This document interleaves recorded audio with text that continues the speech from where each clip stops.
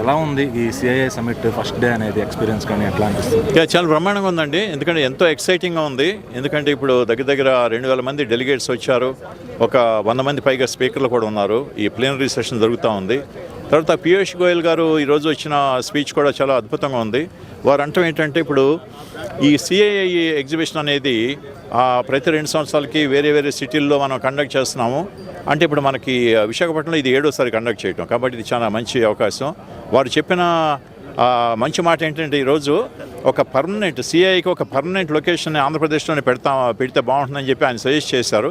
ఇది చాలా మంచి అవకాశం మనకి.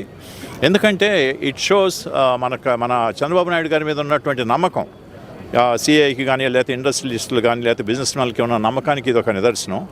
సో ఈరోజు దగ్గర 2,000 మంది డెలిగేట్స్ వచ్చారు. తర్వాత స్పీకర్లు కూడా కొంతమంది ఉన్నారు. దగ్గర 200 స్పీకర్ల పైన ఉన్నారు. సో ఈరోజు 8 లక్షల కోట్ల పైన పెట్టుబడులు వచ్చే అవకాశం, దానికి దగ్గర 440 MOUలు కూడా చేస్తున్నారు ఈరోజు.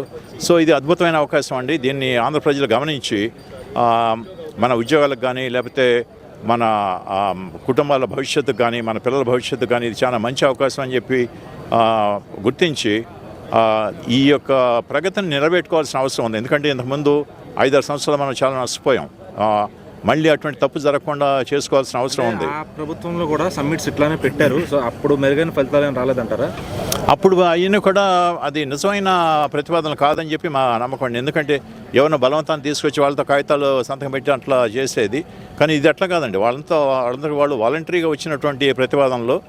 అంతేకాకుండా ఇవాళ ఆల్రెడీ ల్యాండింగ్ అవుతున్నాయి. ఇప్పుడు ఆల్రెడీ స్టార్ట్ అయింది కూడా. ఇప్పుడు వర్క్ కూడా జరుగుతుంది. మీరు చూస్తే ఇటు కర్నూలు వెళ్తే ఆ ఏరోస్పేస్ హబ్లో మొత్తం పని జరుగుతూ ఉంది.